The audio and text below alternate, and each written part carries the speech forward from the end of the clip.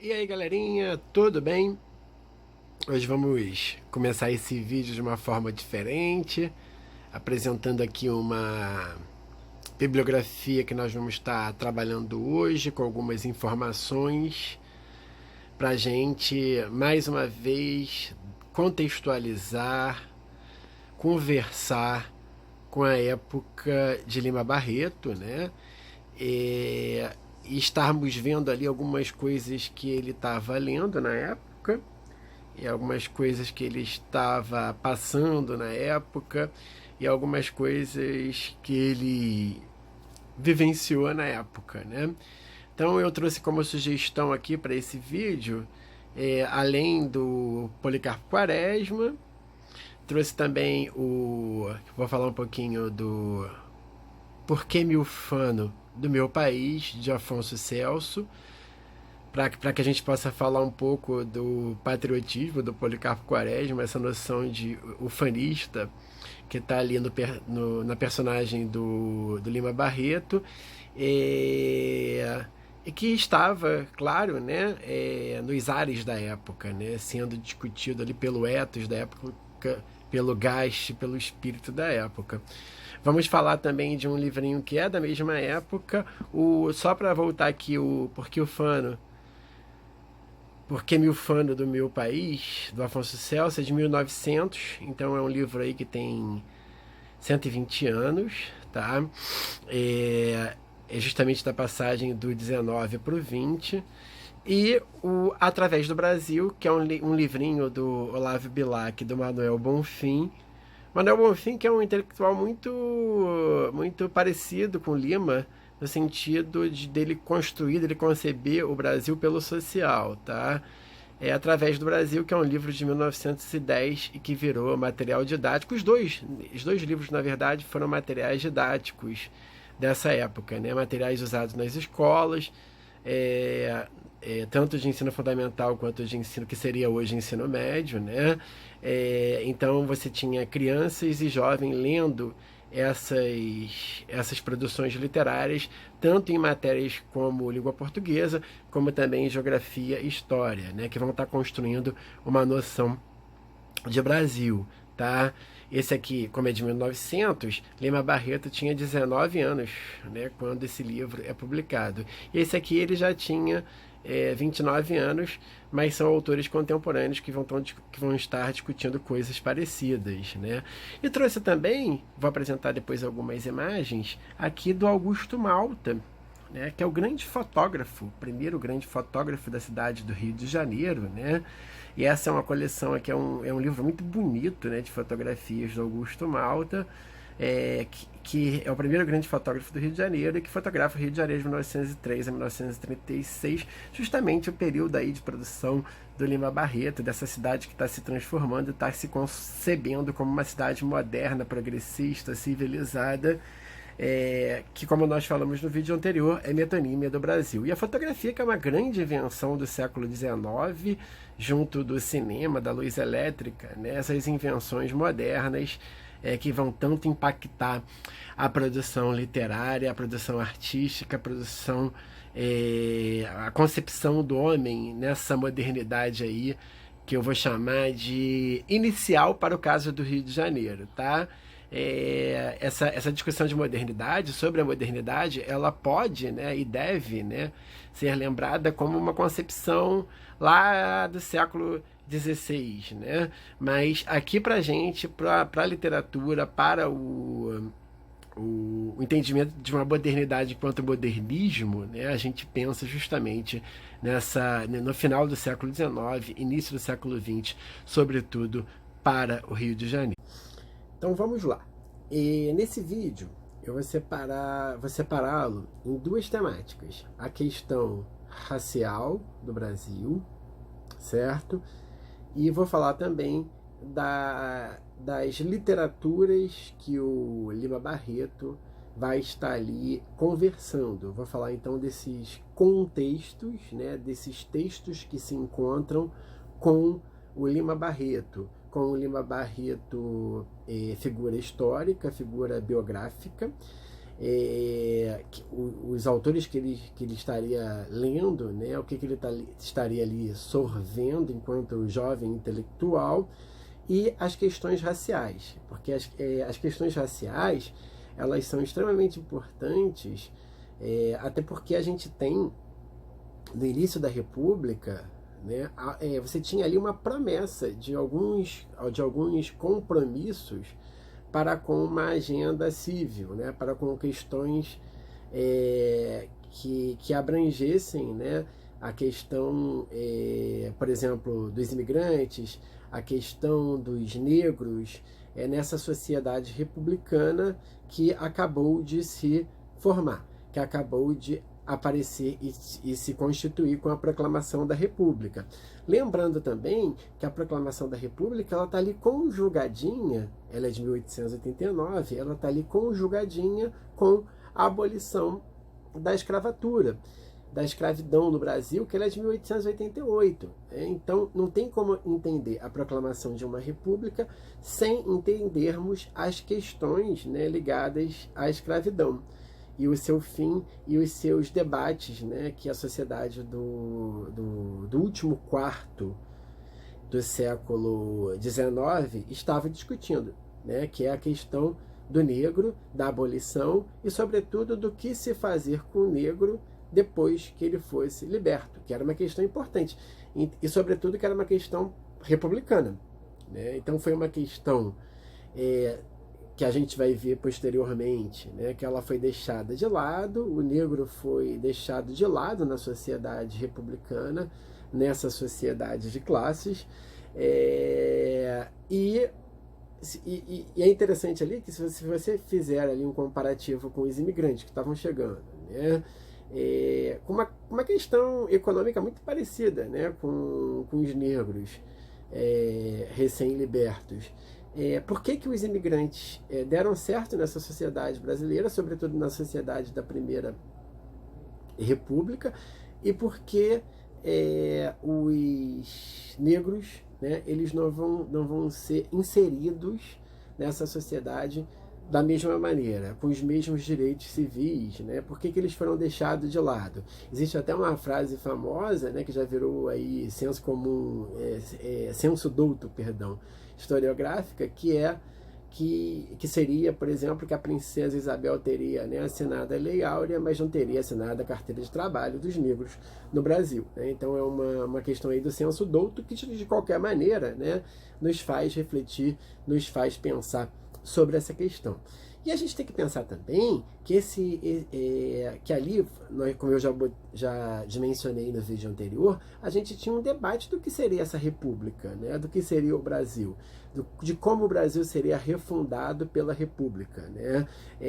Deixando para trás o passado monárquico, o passado arcaico, ligado a um mundo ibérico, né? Um mundo já visto como atrasado, e projetar o Brasil para frente, né, sobretudo nas artes, na cultura, como se fosse um Brasil francês, um Brasil de progresso afrancesado, né, muito emparelhado com a Paris, né, a Paris, que é a grande cidade cultural do século XIX, sobretudo da virada do XIX para o XX. A influência da França, né, no universo literário, no universo artístico de uma maneira geral, ela é muito impactante, sobretudo desde meados do século XIX até o primeiro quarto do século XX, né? Sobretudo até o final da Primeira Guerra Mundial, quando a Europa já entra em declínio, né? Nós verificamos um declínio do europocentrismo, né? Então, nesse bojo aí, nessa época, né, nessa conjuntura, nós temos ali algumas questões fundamentais sendo discutidas. E uma das questões mais fundamentais sendo discutidas é a questão do racismo, né? A eugenia surge ali enquanto uma pseudociência, e a questão do racismo, ela está totalmente atrelada à questão do nacionalismo, os nacionalismos emergentes do XIX. O século XIX, ele é um século muito interessante, né, porque nós temos uma segunda leva aí de nacionalismo. A primeira leva de nacionalismo ela é sobretudo ali dos séculos XIV, XV, XVI, né, onde surgem as primeiras potências, e sobretudo as potências ibéricas, Portugal e Espanha. No século XIX, ele viu, né, emergir países, né, países no Novo Mundo, né. Nós temos os processos de independência da América, tanto espanhola quanto da América portuguesa, do Brasil, como também no final do 18, né, o Haiti, que é um dos primeiros países a se tornarem também independentes, né, Estados Unidos no 18 também. Então, a gente vê a emergência dessas novas nações, e quando surgem nações, projetos de nações-estado, né, você vai ver surgir também projetos de nacionalismo. Então, os projetos de nacionalismo, né, nós temos os nacionalismos tardios também de Itália e Alemanha, né? Então, esses projetos de nacionalismo, eles estão conjugados a um projeto de uma raça. Então, uma nação, ela tem que ter uma raça. Então, você vai ver surgir ali alguns movimentos como o pan-eslavismo, como o pan-arianismo, né? O surgimento ali dos primeiros germes ali do nazismo, né? Dos fascismos, né? Enfim, dos nacionalismos que estão conjugados com a ideia de nação. Você não pode pensar uma nação sem pensar uma ideia de raça, que é uma ideia que é uma palavra muito usada, né, nesse contexto, nessa época, né? Então, por isso que eu trouxe aqui para vocês, só para a gente contextualizar, nesse primeiro momento, que a gente vai discutir a ideia de raça, de racismo, né, um projeto de país, né? Eu trouxe aqui para vocês o livro O Espetáculo das Raças, da Lilian Schwartz, que já apresentei para vocês como uma das maiores intérpretes e conhecedoras do Lima Barreto, né? E esse livro aqui, que se não me engano é a tese de doutorado dela, né? Nesse livro ela vai tratar, né, de como que cientistas, instituições e a questão racial no Brasil foram tão efetivas, sobretudo nos anos entre 1870 e 1930, justamente a época que a gente está aqui conversando, justamente a época que perpassa a vida de Lima Barreto, né? Então, ela vai falar que esses homens de ciência e essas instituições, sobretudo as faculdades de Direito, as faculdades de Medicina, eles flertaram e eles bebiam do racismo, das teorias raciais do século XIX e também transpuseram essas teorias para o século XX, né?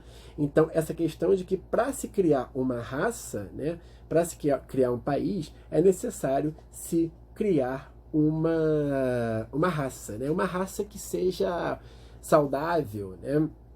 Uma raça que tenha saúde, né? E tudo que está ligado à saúde, e tudo que está ligado à saúde de uma nação, de um projeto de nação, né, está ligado a uma raça pura, né? Jamais um povo miscigenado como o Brasil. Então o Brasil já começa com uma questão muito interessante, porque ele não pode ser um país saudável, até porque é um país, né, que você tem uma população negra que acabou de ser liberta, que foi escravizada durante 350 anos de história do Brasil. E como que você vai resolver essa questão? E esses intelectuais vão estar discutindo aqui justamente isso, né?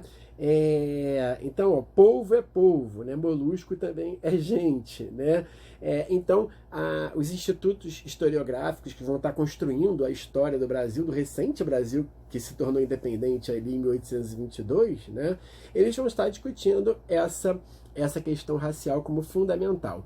E um dos projetos mais fortes, né, para que o Brasil tivesse sucesso dentre esse concerto de nações, esse concerto civilizacional, é o projeto de embranquecimento do Brasil.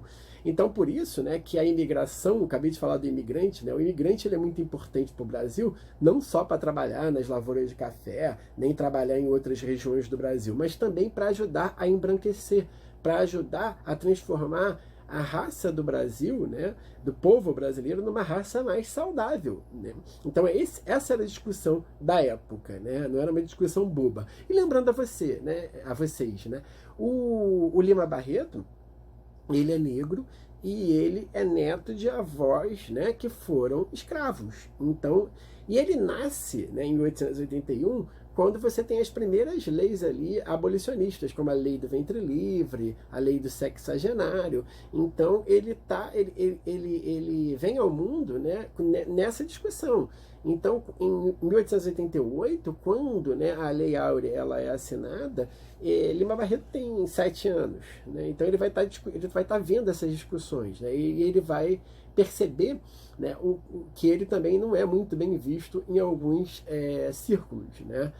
Lembrando a vocês que, por conta de uma amizade familiar dos pais de Lima Barreto com uma grande figura da diplomacia brasileira, Lima Barreto estudou num dos colégios mais caros da cidade do Rio de Janeiro, e ele era um dos poucos negros nessa escola, né? Nós temos ali retratos, nós temos fotos, né, fotografias da época que Lima Barreto está ali deslocado no meio daquela elite branca, daqueles jovens brancos que estavam ali estudando naquele momento, né? Então, a questão racial para o Lima, né, de pertencimento, dele ser aceito nessas instituições, nesses meios, né? E lembrando a vocês, a literatura é um ambiente, né, um ambiente artístico, é um ambiente branco no 19, né?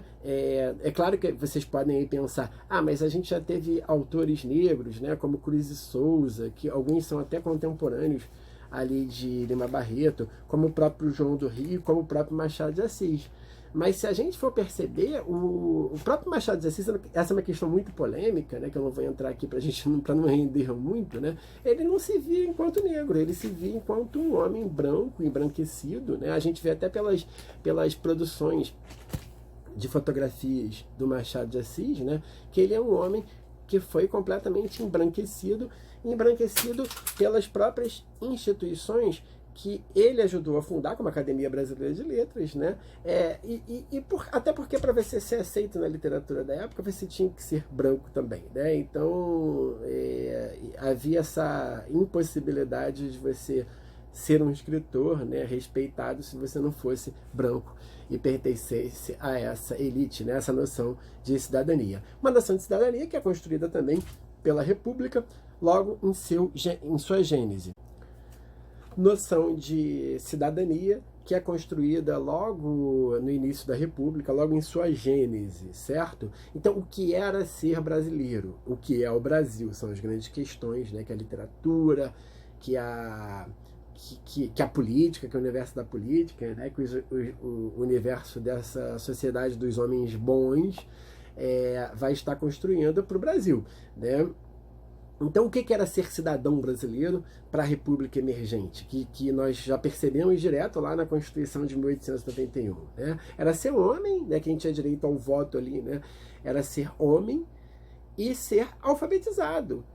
E por incrível que pareça, quando a gente pensa a priori, né, no critério de alfabetização, a gente imagina assim: então, tranquilo, né? Aumentou a possibilidade de cidadania, você aumenta o número de votantes. Muito pelo contrário, você tinha muitos fazendeiros, quando o voto era censitário lá no Império, homens ricos, né, que tinham renda para poder votar, que não eram alfabetizados. Então, o primeiro critério de cidadania, de pertencimento, né, de poder se votar, instituído pela República Brasileira na sua Constituição de 1891, o critério da alfabetização é um critério altamente excludente. Né? Então você vai ter uma população negra que é completamente analfabeta, né? Que não vai poder votar. Então você retira do jogo político um monte de gente, né? Que não vai poder pertencer ali, que não vai ser visto mesmo como cidadão. Então já um corte, né, excludente de cidadania logo no início, logo a princípio, né? E lembrando também que essa questão da alfabetização, isso que eu sempre falo nas minhas aulas, sejam de história, seja de literatura, né? Ou então de ciência política, quando eu estou discutindo essas questões, o mundo majoritariamente, né, ou então universalmente alfabetizado, né, a gente só tem nos últimos 50, 40 anos. Né?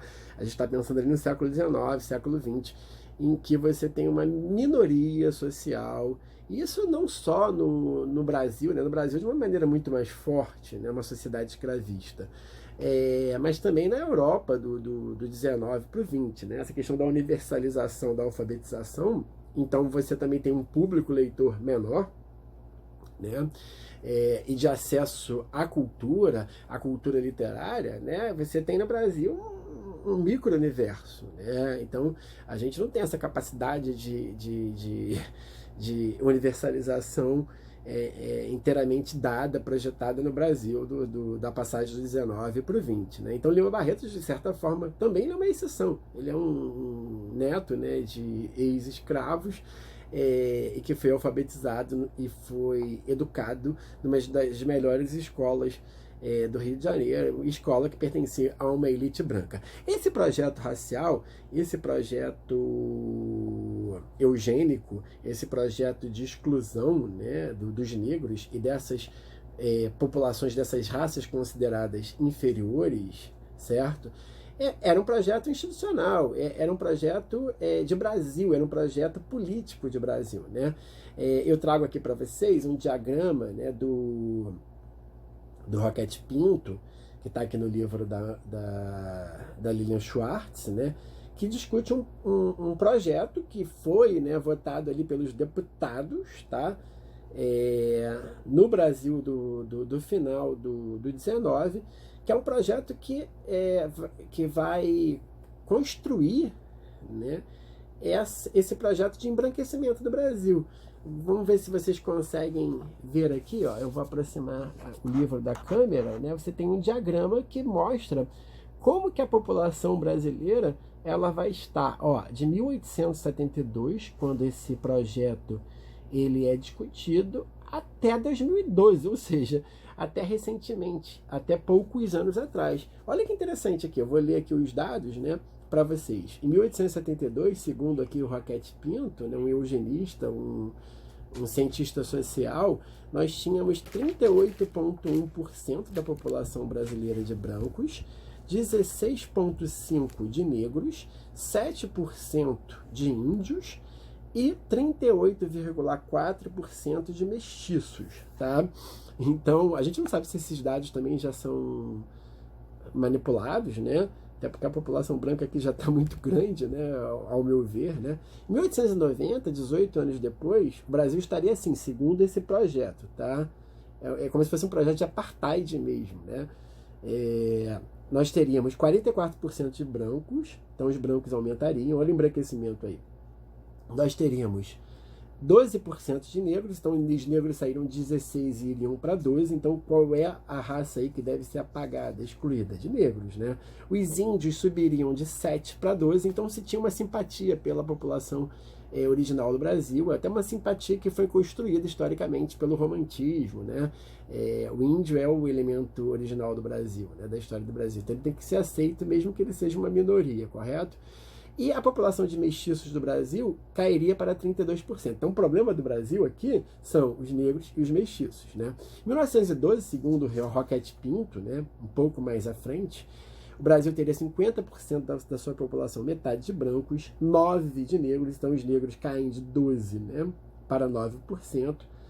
13% de índios. Então, os índios só crescem 1%, tá? E os mestiços iriam para 28% da população, também cairiam, tá? Em 2012, ou seja, no mundo contemporâneo, há 8 anos, né, atrás, olha que interessante, né? Nós teríamos 80% de brancos, 0% de negros. Então, você que está aí do outro lado da câmera, né, que se identifica enquanto negro, né, você não estaria aqui se esse projeto de embranquecimento do Brasil tivesse dado certo, né? Ainda bem que não. Bom, nós teríamos 17% de índios, então a população indígena seria ali uma minoria, né, mais controlável, né? E 3% apenas de mestiço. Então você que é mestiço, né, você aí que se considera pardo, mestiço também, o que você estaria fazendo aqui? O que nós estaríamos fazendo aqui, né? Eu me considero mestiço, o meu cabelinho veio de África, né? A minha constituição étnica, né? Ela é bastante interessante, né? Ela é bastante misturada. Então, o que nós estaríamos fazendo aqui? Então, existia esse projeto de Brasil, essa questão racial, ela é muito importante para o Lima Barreto, até porque ele vivencia essa questão, né? E essas questões aparecem, né, em vários contos dele, em vários romances dele, essas questões, elas estão aparecendo, elas estão ali sendo debatidas. São questões importantes, até porque, por diversas vezes, tanto em seu trabalho jornalístico, quanto seu trabalho literário, em seu projeto literário, o Lima Barreto, ele vai discutir, ele vai problematizar o que é ser negro no Brasil, né? E o que para ele, né, enquanto negro, né, era ser negro no Brasil, né? Ele entendia claramente que ele não era aceito, né, em algumas instituições brasileiras, né, em alguns canais artísticos, porque ele era negro, né? Ele tentou, apesar de falar muito mal da Academia Brasileira de Letras, ele tentou entrar na Academia Brasileira 3 vezes e nunca foi aceito, né? Não por ausência de capacidade técnica, até porque seus livros são ótimos, né? Nem capacidade literária, artística, literária, né? Então, a questão racial aí, ela é fundamental. Nós temos essa questão racial discutida no primeiro romance de Lima Barreto, o romance de 1909, um romance um ano antes do Policarpo Quaresma, que é o romance Recordações do Escrivão Isaías Caminha. Isaías Caminha, que é uma personagem negra, né? É um personagem, né? A palavra personagem é feminina, né? Por vezes eu esqueço, né?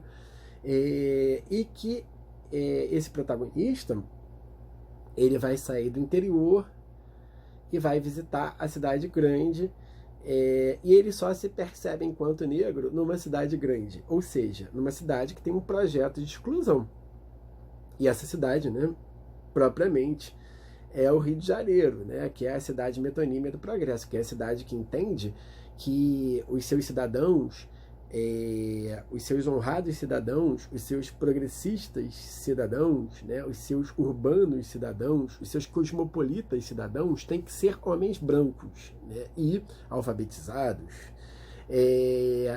E o Isaías Caminha, quando ele chega, né, no restaurante, ele não é atendido e diversas pessoas vão ser atendidas na sua frente. E quem são essas pessoas que vão ser atendidas na sua frente? Pessoas brancas, pessoas louras, pessoas que estavam vestidas, né, como homens, como cosmopolitas, da passagem do 19 para o 20, né, do momento ali em que se passa a narrativa. Então, Lima Barreto já deixa ele já problematiza essa questão racial logo no seu primeiro romance, né?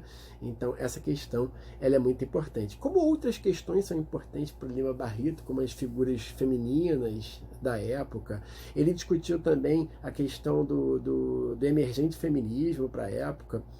Ele vai ser contra, né, mas também a favor, até porque ele vai ser contra, na verdade, o feminismo elitista, né, um feminismo que só serviria às mulheres brancas e às mulheres da elite. Para ele, né, você teria que ter uma democratização desse feminismo, né, para que esses direitos, para que essas questões também sejam debatidas pelas mulheres das periferias, né, e pelas mulheres de outras etnias e pelas mulheres subalternas dessa sociedade patriarcal. Então, é uma questão que precisa ser contextualizada para a gente não achar que o Lima Barreto seria um pensador machista, tá? Então isso é importante a gente debater. Lima Barreto era contra o futebol, lembrando que o futebol na época era um esporte de elite, né? O futebol. No Brasil, tá? É um esporte de elite no Brasil, tá? Os clubes ali são clubes de elite, né? O surgimento do futebol nessa época também.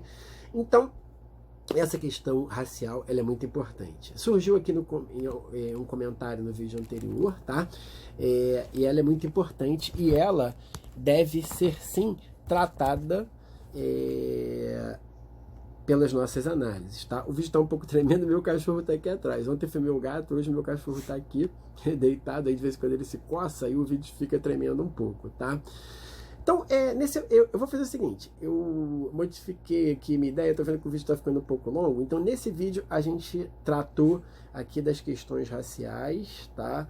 Que o Lima tá vendo a sua época discutir, né? E que ele também vai discutir, e no próximo vídeo a gente vai discutir as obras que vão estar sendo lidas ali, que vão estar institucionalizadas tanto nas escolas, né, quanto na academia, esses materiais paradidáticos que eram lidos na época, para falar da questão do patriotismo e para falar da questão do nacionalismo, do ufanismo, que é tão importante em Policarpo Quaresma e é tão importante também na obra do Lima Barreto. Tá ok? Grande abraço, gente. Bom sábado para todos.